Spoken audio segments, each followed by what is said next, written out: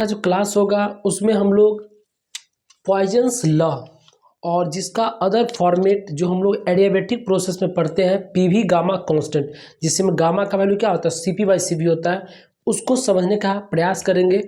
और इसका जो डेरिवेशन है स्पेशली इसको समझिएगा, क्योंकि ये सब डेरिवेशन आपको जेईई एडवांस का जो क्वेश्चन बनाइएगा आप, उस केस में ये सब कंसेप्ट आपको काफ़ी ज़्यादा फायदेमंद साबित होगा। ठीक है, तो देखिए हम लोग मान लेते हैं यहाँ पे इस तरह से क्या है, एक कंटेनर ले रहे हैं इस तरह से। अब यहाँ पे एक पिस्टन लगा हुआ है, ठीक है, और एक केस में प्रेशर को क्या मानना है, कांस्टेंट मानना है। तो यहाँ पे लिखेंगे जो हीट एनर्जी दिया जाएगा, यहाँ पे heat energy DQ plus DU plus DW यहाँ पे लिख सकते हैं। यानी जो भी हीट एनर्जी जाएगा वो किसमें कुछ पार्ट जो होगा वो उसके टेम्परेचर को बढ़ाने में यूटिलाइज होगा और कुछ पार्ट जो होगा सिस्टम के द्वारा वर्डन होगा। ठीक है, तो ये आप लिख सकते हैं। अब यहाँ पे हम लोग अगर इसको लिखना चाहेंगे, अब देखिए एक इम्पॉर्टेंट चीज़ है, जब भी अगर आपसे बोला जाए एडियाबैटिक प्रोसेस, कौन सा प्रोसेस, एडियाबैटिक प्रोसेस, ठीक है,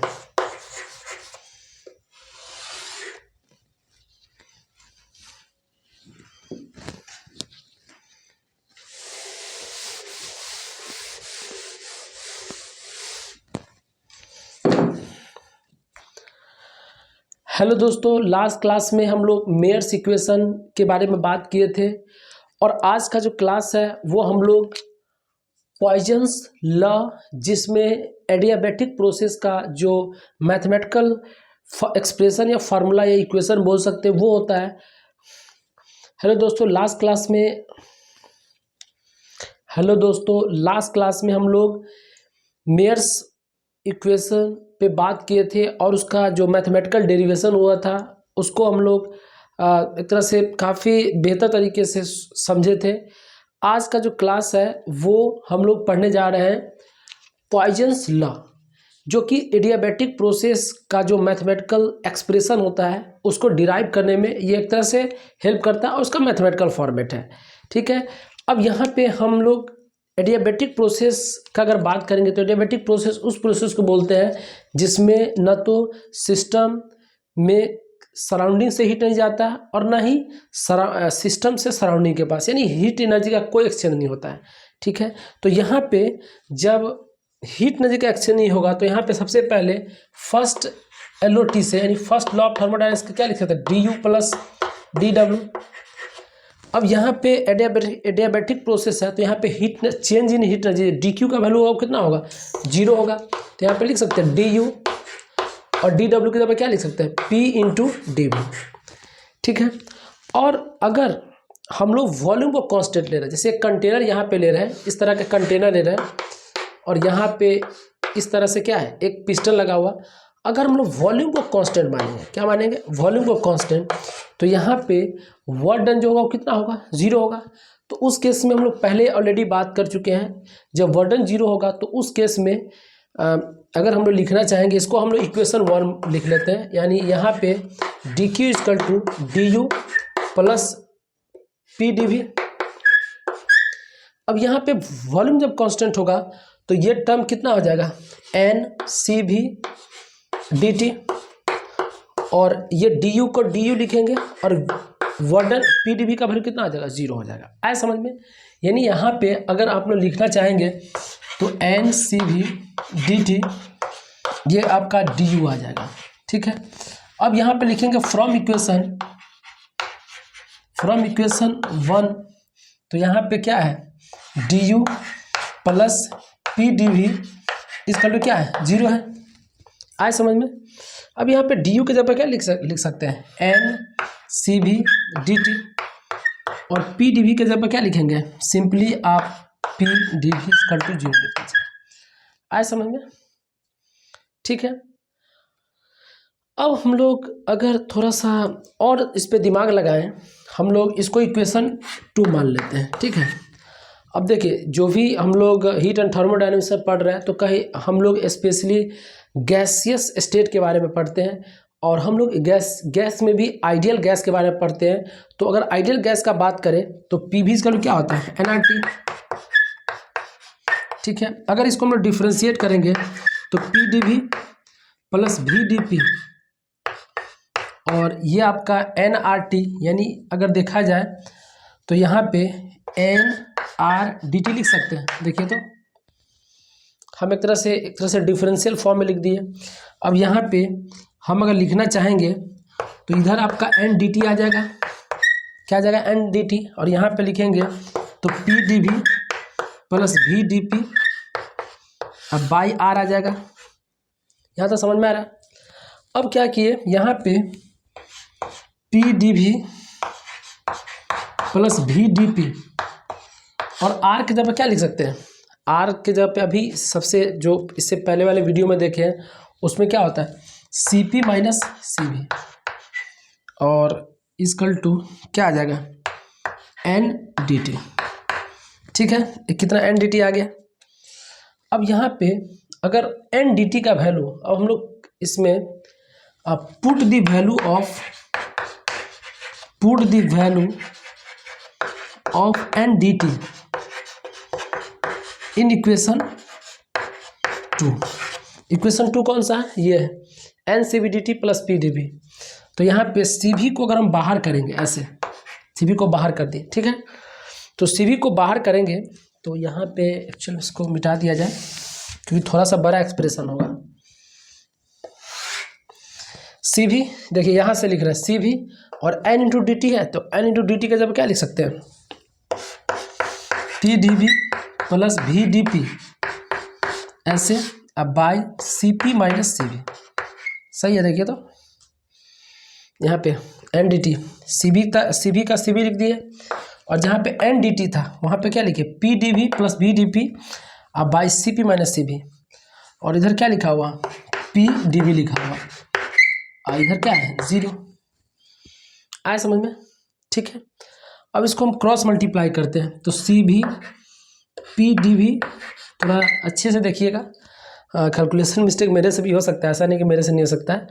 तो यहाँ पे क्या आ जाएगा, CV, और ये आपका CV DP इंटू V, और इधर अगर इसको सॉल्व करेंगे तो यहाँ पे इसको, क्योंकि देखिए ये दोनों का एलसीएम अगर लेंगे, हम दोनों का अगर एलसीएम ले लेंगे तो CP से मल्टीप्लाई भी हो जाएगा, आप समझ सकते हैं। तो देखिएगा CV इंटू PdV, बस कुछ नहीं कि इसको बस इससे बारी बारी से मल्टीप्लाई कर दिए, तो CV into PdV, CV into V into DP। अब यहाँ पे इस CV माइनस CV को इससे मल्टीप्लाई कर रहे हैं, बात समझ में आ रहा है ना। तो यहाँ पे आ जाएगा आपका PdV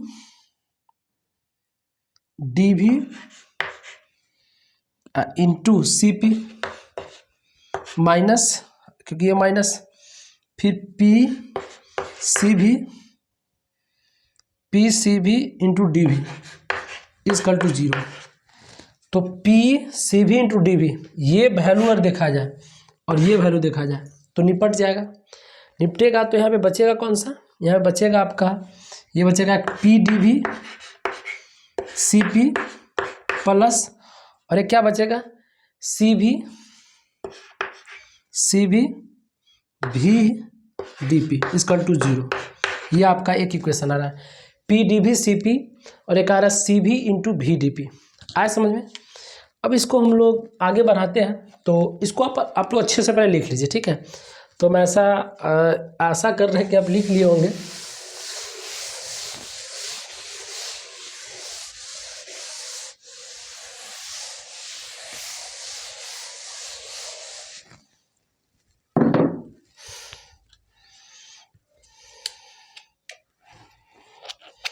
चलिए, तो यहाँ पे जो आपका टर्म है वो क्या है, फाइनली आया है आपका PdV into CP plus CV into V, और इधर आ गया आपका DP इजकल टू 0। ये आया PdV CP VCV और DP। अब यहाँ पे हम लोग को थोड़ा सा कॉमन सेंस यूज़ करना है। कॉमन सेंस यूज़ करना है कि देखिए कोई भी चीज़ अगर एक्सप्रेशन में लाना होता है तो कुछ पैटर्न को हम लोग को माइंड में एडजस्ट रखना पड़ता है ताकि जब कभी भी हम उस तरह का एक्सप्रेशन लाएं या उस तरह का डेरिवेशन हम लोग को करना पड़े तो उसका रिजल्ट याद होना चाहिए। जैसे हम लोग जनरली क्या होता है, हालांकि हम लोग क्योंकि पहले से ऑलरेडी जो बच्चे IIT जैम या JEE एडवांस का प्रिपरेशन करते हैं तो सिंपली जानते हैं कि जब आइडियामेट्रिक प्रोसेस होगा तो PV गामा कांस्टेंट होगा, ऑफकोर्स जानते होंगे। तो यहाँ पे हमको इस तरह से समझना है, यहाँ पे करेंगे क्या, यहाँ पे PV CV से सब में डिवाइड कर देंगे, PV CV से डिवाइड कर देंगे, इधर करेंगे तो 0 ही आ जाएगा। तो देखिए ये आपका PP चला जाएगा। हम ऐसा इसलिए किए ना, अब रीजन है ऐसा इसलिए किया गया ताकि ये डिफरेंशियल फॉर्मेट आ सके। फिर इधर भी क्या, इधर आपका V है तो ये V से V भी चला जाएगा, तो इधर क्या आ जाएगा आपका, ये CP/CV को एक कांस्टेंट एक टर्म बोलते हैं जिसको हम लोग गामा बोलते हैं, और इधर क्या आ जाएगा dV/V हो जाएगा, ठीक है।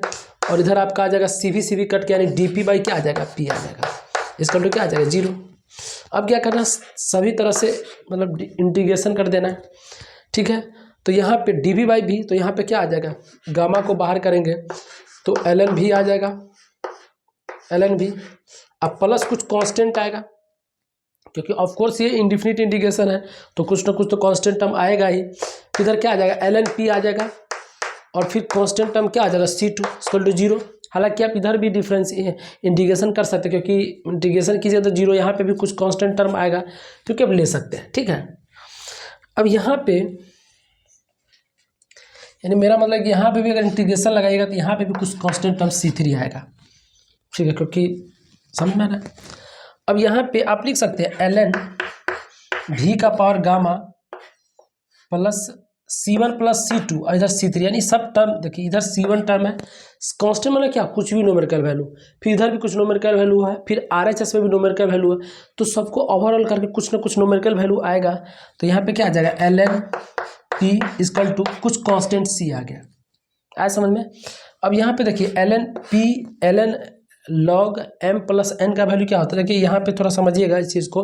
जैसे गामा है तो log का प्रॉपर्टी होता है, अगर मल्टीप्लाई में होता है तो ये यहाँ पे क्या पावर में चला आता है।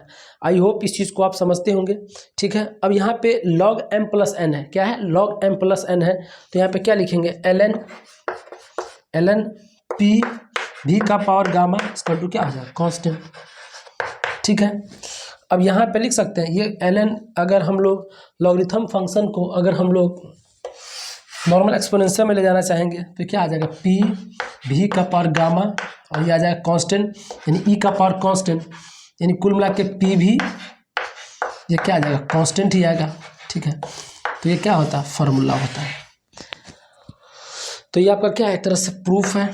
अब हो सकता है डिफरेंट केसेज में, जैसे आप जब वॉल्यूम और टेम्परेचर में रिलेशन निकालना होगा या किसी और में रिलेशन निकालना होगा तो आप कर सकते हैं। देखिए मेरा कहने का इसमें ये सेंस है,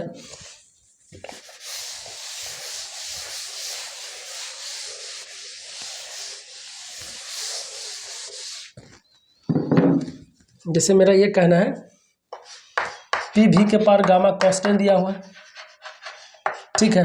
अब यहाँ पे PV = nRT है, PV = nRT होता है, तो कभी कभी हो सकता है ना कि वॉल्यूम और टेम्परेचर में रिलेशन निकालना होगा तो क्या करेंगे, यहाँ पे जहाँ प्रेशर वहाँ पे वॉल्यूम पुट कर देंगे तो nRT/V इसका क्या आ जाएगा, P हो जाएगा, समझिए तो आएगा, लिख सकते हैं ना। अब इस P का वैल्यू इसमें पुट कर दीजिए तो क्या आ जाएगा, nRT/V, अब V का पावर गामा इसका क्या हो जाएगा, कांस्टेंट, ठीक है। अब यहाँ पे nr तो क्या है, कांस्टेंट का मतलब इधर चला जाएगा तो यहाँ क्या आ जाएगा, T × V का पावर गामा -1 = कांस्टेंट। इस तरह का फॉर्मेट हो सकता है, कभी कभी वॉल्यूम की जगह पर लिखना, तो इंटरचेंजिंग भी आना चाहिए, ठीक है।